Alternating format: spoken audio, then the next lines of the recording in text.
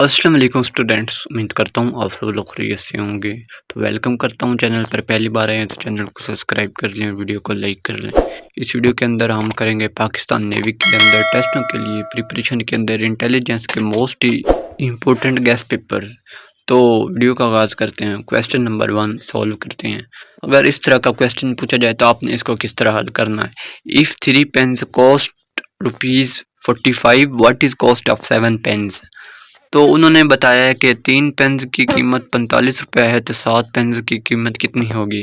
तो हम इसको पहले थोड़ा सा सॉल्व करेंगे। सॉल्व करने का आपको तरीका बताएंगे। पहले जो हमें कीमत दी गई है उसको हम हल करेंगे। 45 को अंदर रखेंगे और 7 पर और 3 पर तकसीम करेंगे। 3 पर तकसीम करेंगे तो 15 से 45 15 आएगा, तो 0। तो अब इससे ये अंदाज़ा तो हो गया हमें कि एक पेन की कीमत 15 रुपये है। तो एक पेन की 15 रुपये है तो 7 पेन की कीमत कितनी होगी। तो हम इस तरह करेंगे, 15 को 7 से मल्टीप्लाई कर देंगे। 15 multiply by 7 is equal to 105। तो ये वाला ऑप्शन इसका ठीक आंसर आ जाएगा। तो आपने इस तरह के जो क्वेश्चन आएंगे उनको इस तरह हल करना होता है। सोल्व हमने किया क्वेश्चन नंबर 1। इसके बाद क्वेश्चन नंबर 2 पूछा गया find the out one odd one out. तो 4 ऑप्शन हमें दिए कि कैट जो कि एक एनिमल है, डॉग भी एनिमल है, काऊ भी एनिमल है, और इसके बाद एप्पल जो कि एक फ्रूट का नाम है। तो इनमें से यही एक जो कि डिफरेंट है, तो आपने इसके अंदर ऑप्शन एप्पल वाला करेक्ट लगा देना है। बाकी 3 जो के हैं वो एनिमल्स के नेम हैं, जबकि जो चौथा है वो एक फ्रूट का नाम है, इसलिए यही ऑप्शन इसके अंदर ऑड होएगा। इसके बाद नेक्स्ट क्वेश्चन की तरफ बढ़ते हैं। Opposite of victories. तो विक्ट्री का सबसे पहले आपको मानी का पता होना चाहिए। विक्ट्री का मतलब होता है फतह। तो फतह का जो उल्ट होगा वो क्या होगा, डिफीट, शिकस्त होगा। तो इसके अंदर जो डिफीट वाला ऑप्शन है वो ठीक होगा। काफ़ी स्टूडेंट्स पूछते हैं सर लूज़ का भी तो मानी यही होता है, लेकिन लूज़ इसमें अंदर नहीं आता। उसके अगर आप मीनिंग के अंदर डीपली जाएँ तो वो उसके जो मीनिंग होते हैं वो फेलियर से सक्सेस की तरफ होता है, वो उसका थोड़ा सा और मीनिंग निकल आता है। यहाँ पर जो डिफीट है वो एग्जैक्ट इसका मीनिंग लगेगा। इसके बाद एक सीरीज़, इंग्लिश का सीरीज़ का क्वेश्चन हमसे पूछा गया, हम इसको सॉल्व करेंगे और आपको इसका हल करने का तरीका बताएंगे। इस तरह के क्वेश्चन को किस तरह हल करना होता है। A is equal to 1, B is equal to 2, और इस तरह जो अल्फ़ाबेटिकल्स हैं वो नंबर के हिसाब से चले हुए हैं। ये तो सिंपल है, हमने इनको ऐड ही करना होता है। सी कितने नंबर पर आता है, तीसरे नंबर पर आता है। 3 + 1 + 20, टी जो क्या है वो 20वें नंबर पर आता है। तो अगर हम इनको ऐड करें तो वो 24 आएगा, जो कि ऑप्शन इसका ठीक आंसर आएगा, आंसर नंबर 1। इसके बाद क्वेश्चन नंबर 5 है which number come next in following series. तो हमें एक सीरीज दी गई है, हमने इसको हल करना है। हल करके आपको बताएंगे कि किस तरह इसको सॉल्व करना होता है।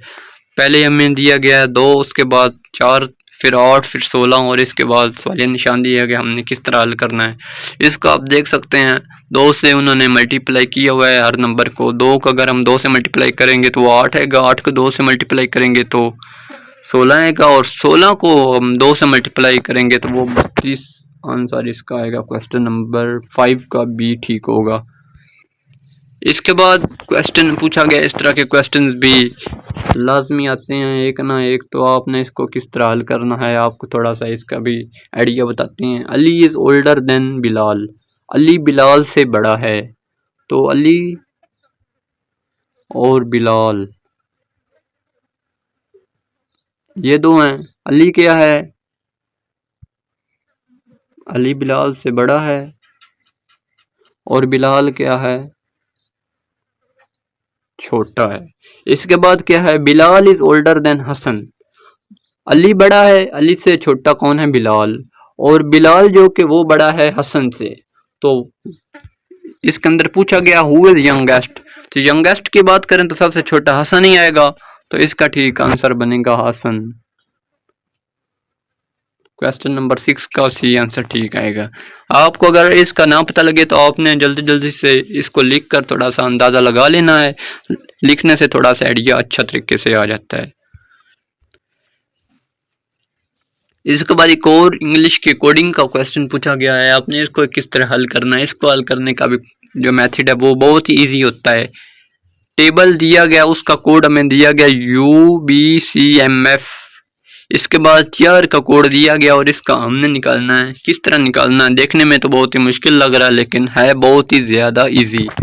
किस तरह हल करना है, एक इधर से अल्फ़ाबेट का नंबर लेना है, एक इधर से लेना है। आपने अल्फ़ाबेट्स लिख लेने हैं और उसके बाद आपने देखना है टी के बाद कौन सा आता है, यू आता है। इधर से फिर हम लेंगे ए, इधर आ जाएगा बी, इधर आ जाएगा बी, इधर आ जाएगा सी, इधर आ जाएगा एल, इधर आ जाएगा एम, इधर आ जाएगा ई, इधर आ जाएगा एफ। देखें अल्फ़ाबेट्स बस अरेंज में अंदर चले हुए हैं, सिंपल अरेंजमेंट है अल्फ़ाबेट्स की। इसके बाद चेयर है, सी के बाद कौन सा वर्ड आएगा, डी आएगा। आपने देखना डी किस में से, डी तो 3 में है। इसके बाद हम देखेंगे एच, एच के बाद कौन सा आता है, आई आता है, इधर भी आई है। इसके अब इसको हम देखेंगे और इसको देखेंगे, ये दो तो स्किप हो गए। इसके बाद ए है, ए के बाद बी है लेकिन इधर सी है, इधर भी लगाया हुआ है। इसके बाद आई है, आई के बाद जे इधर है, आर है, आर के बाद एस। तो इसका ठीक आंसर कौन सा आएगा, आपने खुद गैस लगाना है, ए।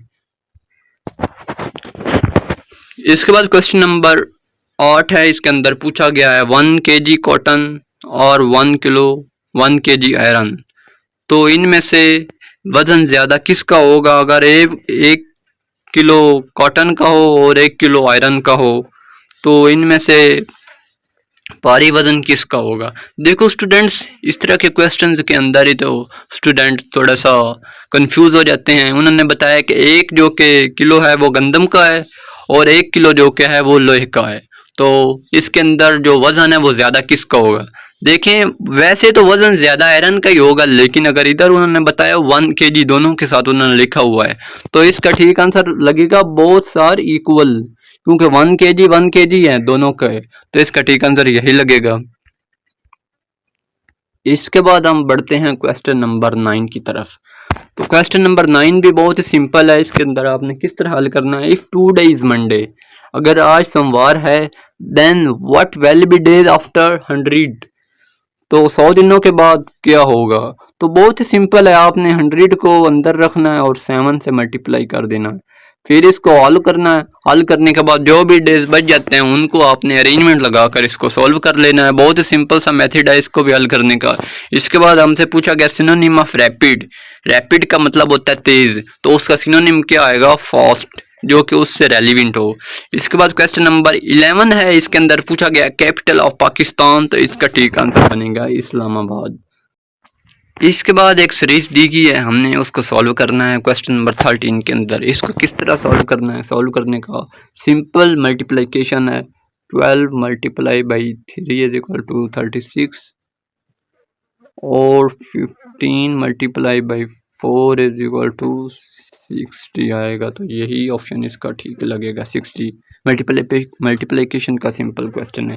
इसके बाद फाइंड मिसिंग नंबर, तो हमें नंबर्स की एक सीरीज दी गई है, हमने इनमें से मिसिंग नंबर को ढूंढना है।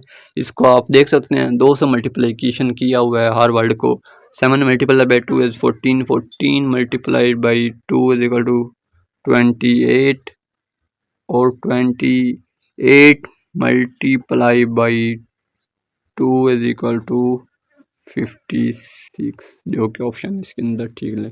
आगे 56 multiply by 2 is equal to 120, 112।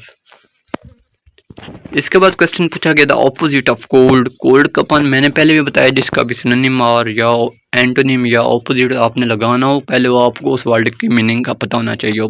तो कोल्ड का मीनिंग होता है ठंडा, ठंडे का ऑपोजिट क्या होगा, गरम, हॉट।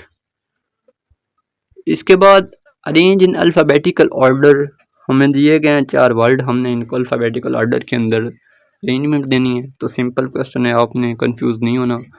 4 वर्ड दिए गए हैं, मैंगो, एप्पल, बनाना, ऑरेंज।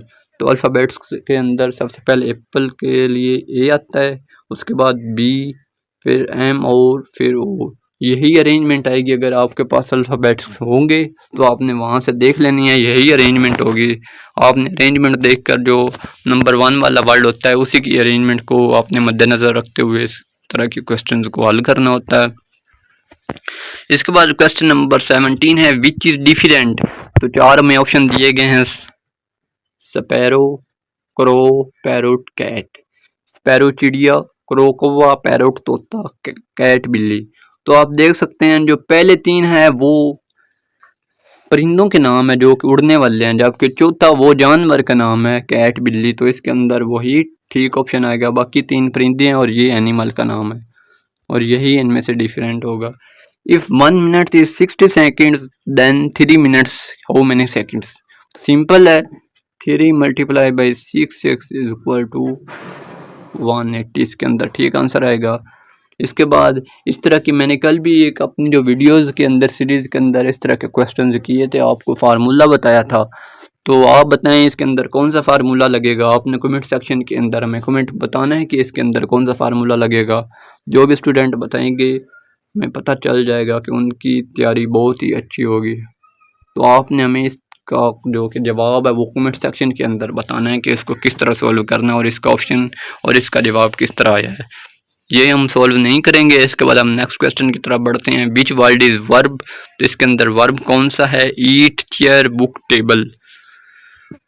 तो आपने इसमें से गैस करना है कि इसके अंदर वर्ब कौन सा। वर्ब होता है जो काम होता है उसका, इसमें से कौन है। चेयर कुर्सी है, बुक टेबल, ये तीनों तो ऑलमोस्ट नहीं लग रहे मुझे वर्ब। ईट, ईटिंग, ईटन, यही वर्ब है जो कि अगर इस तरह ना पता लगे तो आप वर्ब की तीनों फॉर्म यूज़ करके भी लगा सकते हैं। टेबल, टेबलिंग, टेबलन, ये नहीं लगेगा। बुक, बुकिंग, बुकन, चेयर, चेयरिंग, ईट, ईटिंग, ईटन। तो यही वर्ब की अच्छी तरीके से जो फॉर्म्स हैं वो लग रही हैं। तो यही इसका ऑप्शन ठीक होगा। इसके बाद क्वेश्चन नंबर 21 है सिनोनिम ऑफ बिगिन। बिगिन का सिनोनिम क्या होगा। मैंने पहले भी बताया कि आपको वर्ड का मीनिंग का पता होना चाहिए।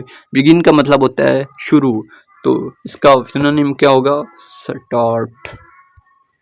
इसके बाद एक और हमें दी गई है सीरीज और हमें इसमें से पूछा गया which is odd one out 2, 4, 6, 8, 11।